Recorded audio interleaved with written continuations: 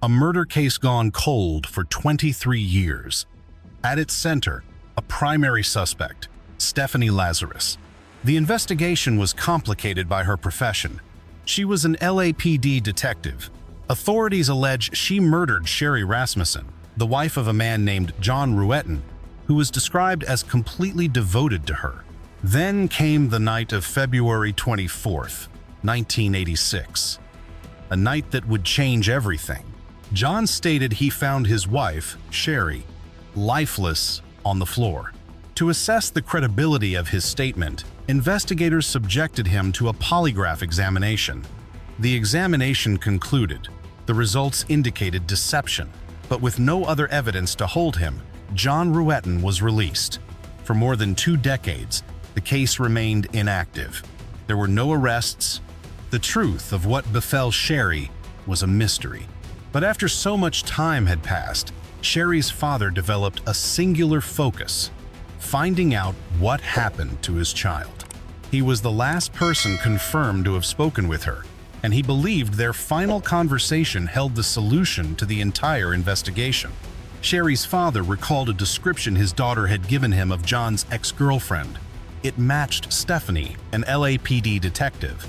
The information was shocking to investigators because Stephanie Lazarus was one of their own. Los Angeles, February 24th, 1986. At 6 p.m., John Ruetten arrived home from his workday. As he neared the townhouse, he saw the garage was open. His wife's car was gone. It was unusual. But Sherri supervised the nursing department at Glendale Adventist. Urgent matters were part of her job. John went up the steps. He found the front door slightly open. He nudged it inward. Inside, on the living room floor, he found his wife, Sherri, surrounded by blood. He reached for the telephone and dialed 911. Narration ends. The speaker begins. It's kind of an eerie feeling to be here after 30 plus, almost 40 years. Narration ends. The speaker begins. As I walked in, I saw Sherri Rasmussen on the ground. She had been covered with a towel, and one of the paramedics raised the towel for me to see her face, and she had considerable trauma to her face. Quote ends. The reality of the scene was clear. This was a homicide. The room was staged to look like a burglary, with stereo equipment scattered across the floor. Even before a complete forensic examination, the attending officer noted a series of violent acts. Sherri's wrists were bound. She had a deep bite mark on her left forearm, had suffered blunt force trauma to the head, and had been shot 3 times in the torso. Deep scratches on the front door suggested a final, desperate struggle. As the officer cataloged the horrific injuries for his colleagues, his attention was drawn to a sound from the adjoining dining room: soft, muffled crying. Narration ends. The speaker begins. I noticed John Ruetten. He was sitting at the table, and he seemed to be sobbing, and his crying should have been more extreme with his wife laying there on the floor, dead. Quote ends. When questioned about the home's security, John conceded he had neglected to set the alarm that morning, and he could not confirm if he had locked the door. His explanation was that Sherri had been in bed when he left, and he felt the area was safe. The official narrative began to fray. A central question emerged for investigators. Why would a burglar choose a townhouse so far from a quick escape route? Narration ends. The speaker begins. Burglars don't usually pick a place 5 condos from the street. They want to get away. They pick something next to the street. It's just strange that they would pick this place. I thought to myself, this is a burglary? Quote ends. Narration begins. To her family, Sherri was everything. Narration ends. The speaker begins. Sherri was my big sister. She was my best friend. She would always encourage people, and she always exuded confidence. I am the oldest sister of Sherri Rasmussen. My dad had called, and he told me that Sherri had been killed. I just started screaming. I couldn't believe it. Quote ends. Sherri Rasmussen was a young woman whose future had seemed limitless. An academically gifted student, she began college at just 16, having advanced past 2 grade levels. While her father had envisioned a medical career for her, Sherri chose nursing, believing it offered a better path to combine her professional ambitions with her desire for a family. By the age of 23, she held a master's degree and was already an instructor at UCLA. Narration ends. The speaker begins. A very good listening technique is, while you're doing it, the eye contact. That gives the nonverbal clue to the patient that you are, in fact, listening. Quote ends. Sherri was widely recognized for her intellect, her reassuring demeanor, and an innate ability to lead. This rapid ascent led her, by her late 20s, to the position of Director of Nursing at Glendale Adventist. Then, in the spring of 1984, she was introduced to the man who would become her husband, John Ruetten. Narration ends. The speaker begins. I first remember hearing about John when Sherri called me and told me that she had met somebody at a party. Quote ends. 3 weeks passed before I traveled to meet John for the first time. I asked him, and his story began. He recalled seeing Sherri from a distance and being captivated by her radiant smile and her laugh. Observing him recount that memory, I felt a genuine happiness for my sister. They seemed perfect for each other. Their affection was evident, and I welcomed John because my sister loved him. But for Sherri's father, Nels, any such sentiment vanished with the phone call delivering the news of Sherri's death. A call made not by John, but by his father. He stated that Sherri had been murdered. I responded to his father, "I want to talk to John," to which he replied, "John doesn't feel like talking." When the Rasmussens reached the police station, they were finally in the same room as John. Yet, to their astonishment, he would not speak, claiming investigators had forbidden it. The interaction was profoundly disturbing, his secretive posture leaving them to wonder if this was the behavior of a man undone by shock, or of someone deliberately concealing something to protect himself, or another person. His conduct struck me as strange. He refused to engage with us. His concern appeared to be for himself, not for Sherri. Homicide Investigation 101 dictates you examine the spouse. The crime occurred in her own residence. Her husband had been with her that same morning. She had not gone anywhere else. One does not need to be a detective for the obvious question to arise. Was he involved? As a detective led John to an interrogation room, Nels could only reflect on their unsettling lack of a conversation. The 51-year-old father was certain his son-in-law was being deceptive because Sherri's entire circle, including friends and colleagues, knew that a disturbing situation had been unfolding in the year before her murder. A disguised figure was stalking her relentlessly. She had reported being followed 5 separate times during the previous week. This individual would materialize at locations Sherri frequented. A trip to the store or the gym was impossible without this person appearing. Sherri had described her pursuer as having eyes so intense they could penetrate you, as if they could see directly into your soul. Compounding this, harassment from John's ex-girlfriend began shortly after the wedding. A colleague witnessed one such confrontation. She described the ex-girlfriend arriving at the hospital office dressed provocatively. She then challenged Sherri about her relationship with John, stating that if she was unable to have him, then no one would. While detectives interrogated John, another officer briefed the Rasmussens. Nels found the official story impossible to process. Law enforcement's theory was that his daughter had been killed by thieves during a botched robbery from which only her car and purse were taken. This was no robbery. I could not be convinced of that. Nels immediately relayed the history of stalking and harassment his daughter had endured. Yet the officer countered that without a suspect's name, they were unable to act. Sherri had never identified the ex-girlfriend by name. Possessing that detail would have been critical, as we would have provided it to the detectives. Nels pressed on, recounting an alarming incident where the ex-girlfriend allegedly broke into Sherri's residence, initiated a physical altercation, and then fled. One of the case's original investigators personally informed me that they had no prior knowledge of any of these alleged events, and that none were ever documented in the official case file, known as the murder book. I just want to thank you all for coming.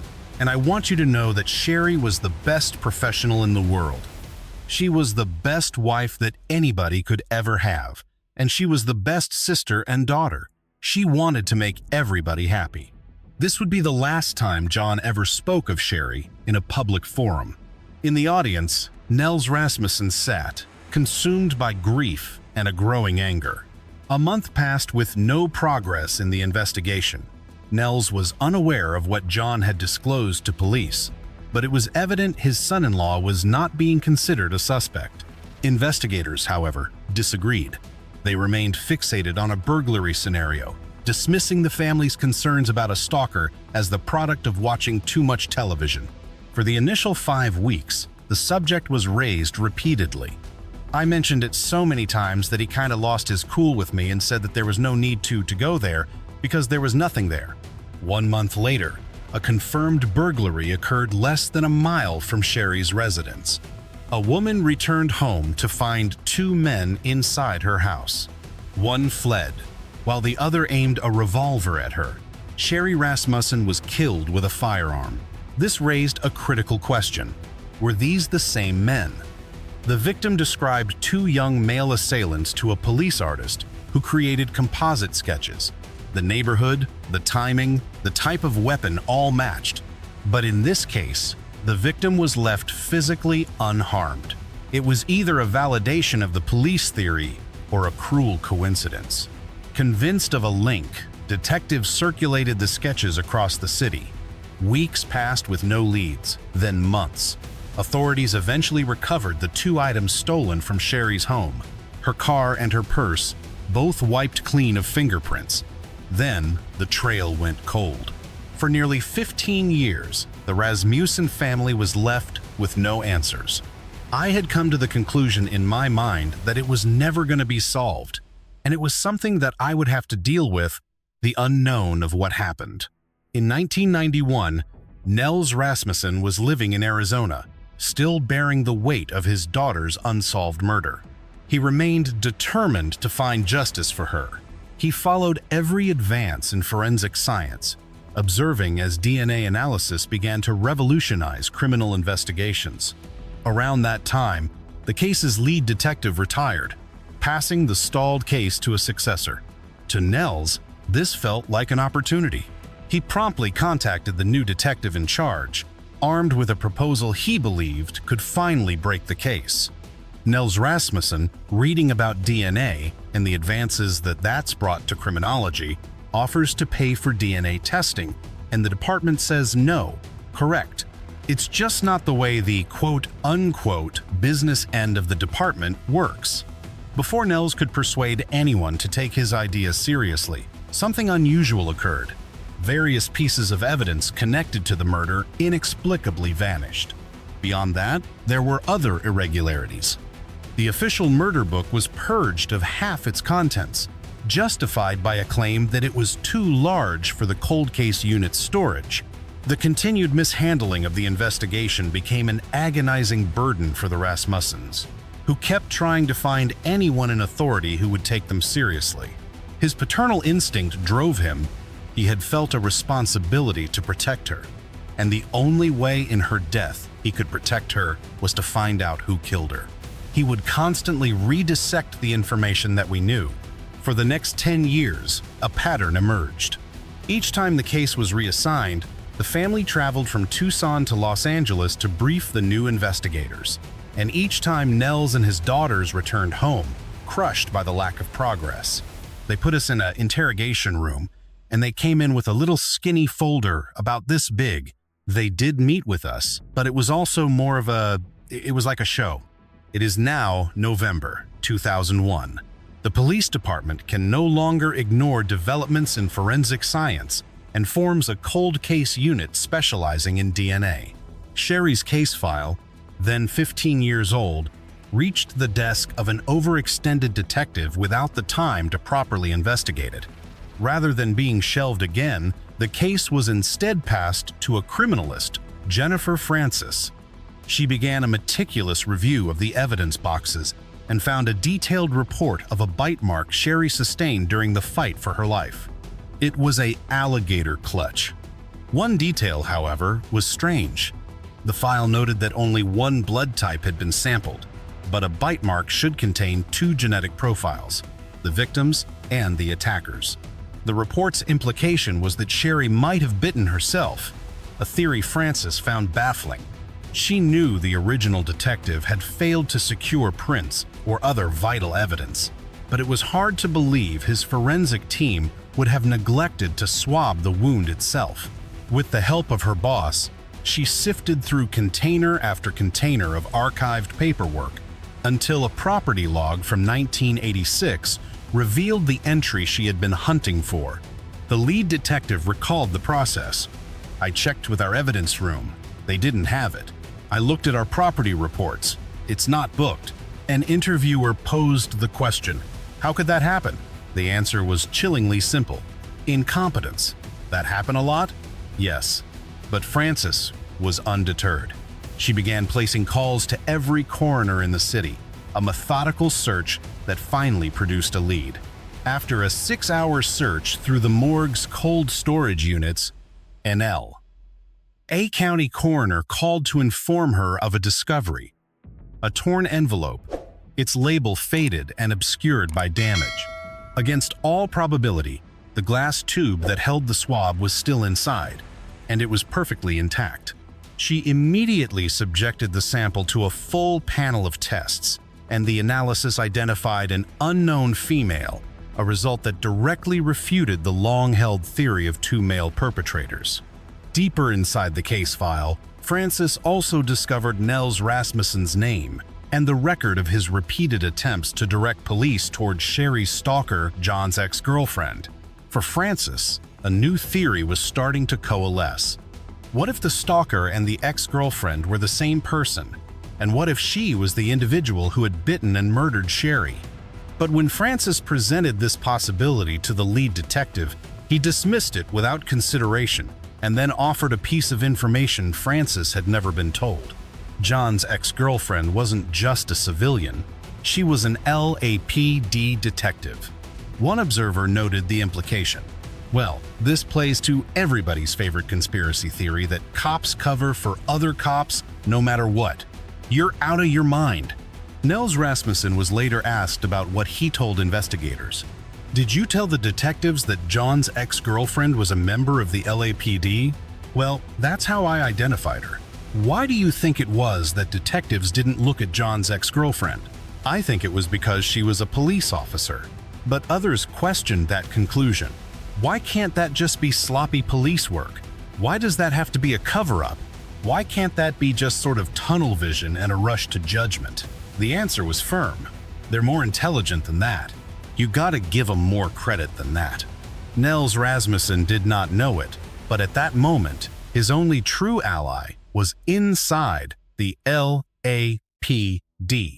Jennifer Frances persistently advocated for the case, taking it first to the cold case unit, then to the scientific division, from there to robbery, homicide, and eventually to internal affairs. But in every department, her supervisors redirected their focus away from the evidence and onto her.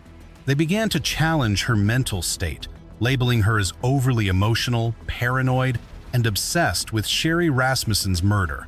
Soon after, Frances received an order for mandatory counseling with a therapist sanctioned by the LAPD, a maneuver that, within the culture of the department, served to brand her as unstable and possibly unfit for her duties. More troubling, the sessions were not focused on her welfare, but on gathering information about what she knew and to whom she had spoken. For Jennifer Frances, the situation was no longer a matter of paranoia or conspiracy. It now felt like calculated retaliation. A deputy DA reportedly called her crazy. Her colleagues began treating her as a professional liability, systematically removing her from significant cases. Around the laboratory, co-workers would belittle her, advising her to get a hobby. She did not realize she was retracing the exact path of Nels Rasmussen, who, decades prior, was also met with ridicule from authorities, despite being the only person who seemed to grasp the full picture. Then, in November of 2009, the dynamic changed completely. Frances got a call from robbery homicide. A detective by the name of James Nuttall was making inquiries about her findings. She had been anticipating this kind of call for more than 5 years, and the Rasmussens for 23, but now she was paralyzed by fear. She no longer felt she could trust anyone within the department. She advised the detective that she disputed the burglary theory and that key evidence might have been compromised, but she did not volunteer her own theory. Nuttall, however, was already looking at her lab results, and he was able to connect the dots himself. He understood that the only DNA at the scene not belonging to Sherri came from another woman, and he had also reviewed the numerous letters Nels had sent over the years imploring police to investigate John's ex-girlfriend. From that moment forward, the detective decided to build a small, secret team within the homicide unit, composed of himself, 3 other investigators, and Jennifer, who had gradually come to trust him during the investigation's initial months. Nuttall set a single goal: to definitively prove that a member of their own department had violently attacked and murdered Sherri Rasmussen in her home in 1986. One of the victim's parents expressed their shock. When they said it was a police officer, I went, "You're kidding. Absolutely kidding. A police officer committed this crime. I couldn't imagine that." Nuttall and Frances wasted no time. Within the historical files, investigators located John's original 1986 interview, conducted by the first detective assigned to the case. The recording revealed an officer who had formed a swift judgment, applying little pressure to the one individual who should have been the focus of his inquiry. To Detective Nuttall, the interview was incongruous. Why had the original detective been so quick to dismiss the husband? Why were there falsehoods in John Ruetten's statement? A colleague of Nels and Sherri recalled that John's ex-girlfriend was a known problem, a subject Sherri herself had openly discussed. But the most disturbing discovery for Nuttall was what was missing. In 23 years of police work, 3 other detectives had reopened the file, yet none had pursued a second interview with John regarding Nels's claims. Nuttall would not become the 4th. He made contact with John, who had since relocated to the Bay Area, remarried, and raised a family, before arranging a formal interview. From the very beginning, Nuttall's tone was entirely different, addressing the matter of the ex-girlfriend without delay. The confrontation at the hospital, the reported unlawful entry into her home, the persistent stalking. John recalled every event, even providing details that had never been part of the official case file until very recently. John did more than just provide a name for their person of interest. He also confessed that while engaged to Sherri, he had been unfaithful with Lazarus, knowing full well she had an unhealthy fixation on him. He described their college relationship, when she would steal his personal belongings and enter his dorm room to photograph him as he slept. He admitted he should have been direct with her, rather than encouraging the behavior and exacerbating the obsession. He had tried to protect himself by omitting any mention of Stephanie. His actions were inconsistent with those of a grieving husband. By this point, Lazarus was no longer a patrol officer. She was now a detective. She was armed, and her office was just down the hallway from Nuttall's own. To ensure there was no internal interference with their investigation, as had occurred with Frances, the detective ordered surveillance on Lazarus to retrieve any item she discarded. From this operation, a used beverage cup was recovered and sent to Frances, who soon confirmed that the DNA of Lazarus matched the sample from the bite mark. Nuttall then arranged for his team to summon her to the suspect treatment unit, the only location in the building where firearms were forbidden, using the false pretense that her help was needed to interrogate a difficult suspect. The family recalls the moment they were notified. They were kind enough to come to our home. I let my parents know that they had made the arrest. I cried because I was so excited. Number one, that's justice for my sister, but also for my dad. Nels was upset with me, and he was very animated. His reaction was pointed. It was sort of like, "Detective, where have you been for the last 2 decades? I have explained this to your organization. I've explained this to your investigators." He was always diverted, He was told repeatedly that he'd been watching too much TV. For the first time since Sherri's death, every voice was telling the same story. Jennifer Francis presented her DNA findings and recounted the professional retaliation she suffered within the department. Nels Rasmussen came forward, detailing the warnings he gave from the start and describing how he was systematically ignored for decades. And John Ruetten, whose initial testimony had been altered and whose contact with Sherri's family had been restricted by law enforcement, could finally speak freely. Their accounts formed a single, cohesive narrative. John Ruetten expressed his overwhelming guilt. The fact that Sherri's death occurred because she met and married me brings me to my knees. Nuttall's investigation had taken 4 months. The subsequent trial lasted 3 weeks. The jury reached its verdict in less than a day. After a 26-year struggle, the case of Sherri Rasmussen and her family reached its conclusion. The verdict was read. We, the jury, in the above entitled action, find the defendant, Stephanie Eileen Lazarus, guilty of the crime of murder of Sherri Rasmussen. For Sherri's sister, the moment was overwhelming. It was just like a rush of relief that it's over. Relief for my father, that he finally was vindicated, and he had his answers. In 2023, 37 years too late, Lazarus admitted that she killed Sherri Rasmussen. In return for her confession, she was granted an opportunity for parole. Nels Rasmussen was already gone, but before his death, he recorded a final statement, one intended for any future hearings. That testimony was presented to the board in 2023, and it will be shown again each time Lazarus petitions for her release. If one looks at the damage that she did to my daughter's face, it's almost like she wanted to destroy the beauty that Sherri exuded. Years later, Sherri's memory endures, not just through her family's unwavering fight for justice, but within the next generation of Rasmussens. My mom always told me stories about when Sherri and her were in nursing school, and how Sherri really liked the hard cases with the cardio patients. I always thought, well, I can totally see why she would totally love this, the nursing and taking care of people. And I went into nursing school because of my Aunt Sherri. My youngest daughter, Jessica, got married in February, and my mom said, well, why don't you try on Sherri's wedding dress? She liked Sherri's wedding dress, so my mom said, go ahead. So she took a little bit of her aunt with her on her special day. She never stopped watching. That's one example of how we keep her in our lives every day. Compassionate and luminous, a woman who earned her master's degree by 23 and rose to lead an entire nursing department. She radiated confidence. She exuded warmth. She was her sister's best friend, her father's greatest pride. And on February 24th, 1986, she was murdered in her own home by someone fueled by obsession and jealousy.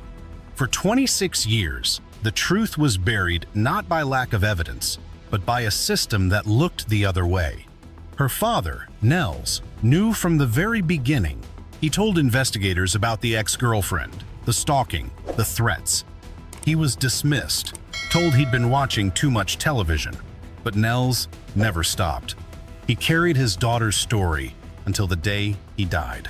When DNA finally confirmed what one grieving father had always known, justice came swift and certain.